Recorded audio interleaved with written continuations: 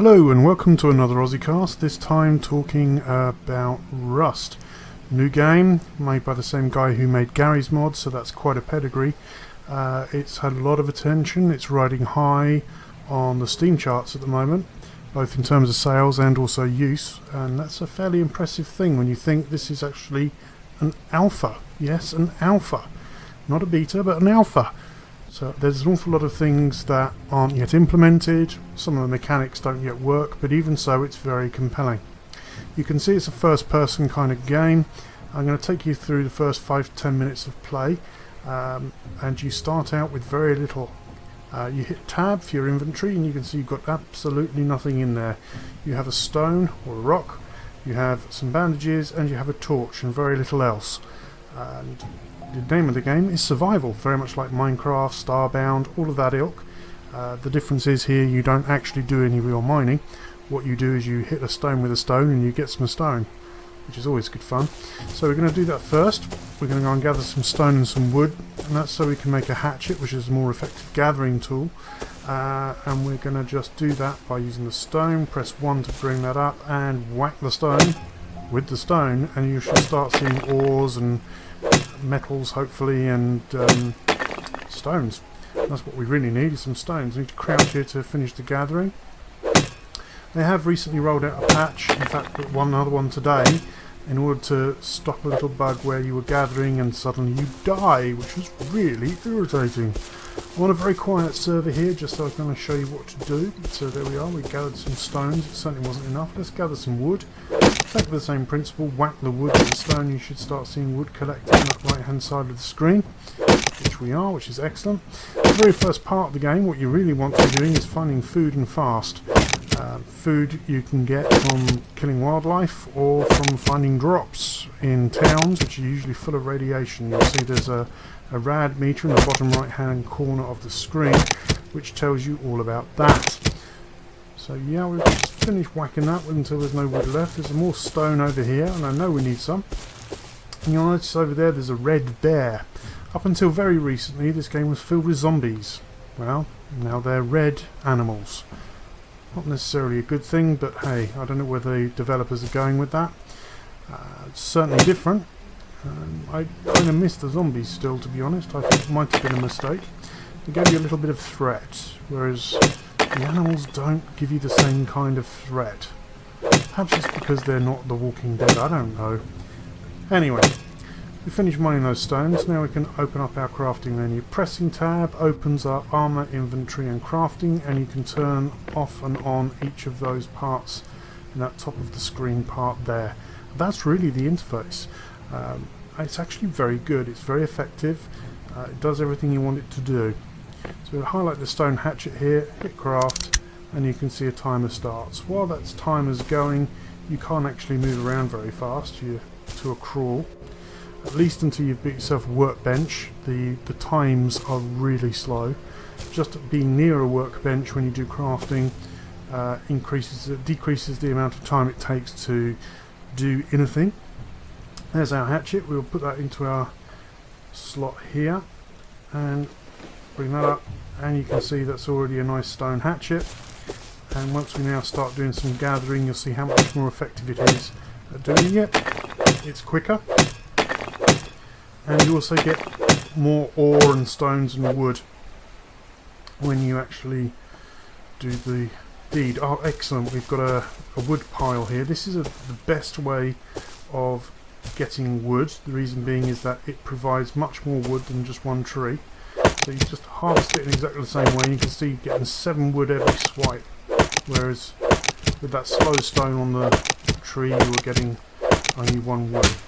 As I said, our first task is in reality to get some food. Now, even though those beasties over there are irradiated, they will still drop food. At the moment, all the meat is chicken breast, which is a little strange when you've killed a bear or a wolf. You can do that with a hatchet, but that's really not recommended. What you really want to do, and as quickly as possible, is get yourself a bow. Now, the bow and arrow is easily the most effective weapon in the game. Even once you've got a shotgun, yeah, okay, you get 2 blasts and it takes things down, the bow and arrow will only take 3, and the actual equipment to be able to make the ammo is much cheaper. So the bow is your friend in this game.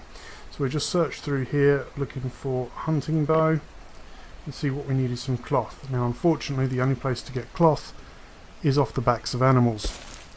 So we are going to have to go and find something to kill. Now ideally not something that can hurt your back, and there's lots of pigs in the game, or boar, not too sure whether they're pigs or boar, but you get the general idea. It's got a snout, it's got a tail, and it squeaks, so that to me is a pig of some description. I'm just going to collect this wood on the way, and we're going to just look for some normal run-of-the-mill wildlife. And what you will be doing a lot in this game is just running around, not necessarily aimlessly. There's lots of points of interest on the map, and the map is very big. Certainly not as big as, let's say, Arma 2 and DayZ, but it is a reasonable size. So it's certainly very easy to get lost, and it's probably even easier to... oh, hear that? The Geiger counter's going, that means we're in a radiated area, and you'll see the rads starting to go up on the bottom right hand side. Once it gets to around about 500, I think you just die. The rads will go off gradually, and also go off when you eat rad tablets, and they'll also disappear very gradually when you eat something, and some canned goods and things and water bottles that you'll find in the game in places of ex-civilization will also reduce your radiation significantly. So I'm just going to run across here. I haven't seen any normal animals yet, which is somewhat frustrating. I also know that over there in that distance you see a chimney, and we do not want to go there. Those places are very heavily radiated and you'll die quickly, and they're usually covered in mutated animals, I guess they are, the red animals. So we'll just run through the woods here. Hopefully we'll come across a pig. And you can see the graphics engine's not bad at all. I've got everything set to fantastic, which is a high quality part, and the details are a little rough in places. It's certainly not an Arma 2 or an Arma 3 or a Battlefield 4. It's still quite rough, but very functional and very quick and smooth, as you can see, and stable. So there's a lot to be said for that, and graphics aren't necessarily the be-all and end-all in these kind of games. Just take a look at Minecraft. But it certainly is really nice, very nice and easy to play. See, one of my clan mates is asking why our Rust server is down. They rolled out a patch today which has basically meant that my Rust server is no longer on the list. I don't know what that's about, but there we go. Over in that distance you can see somebody started building a house. Looks much like scaffolding everywhere, so it's not a particularly secure house. And we've got a wolf. I'm just going to have to try and kill it. I will probably die. But if I don't, I should get some meat. He's down.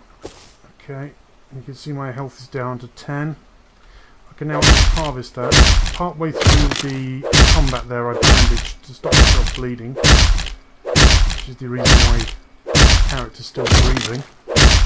But it's worked out nicely. We've got some cloth now, so we should be able to make the bow.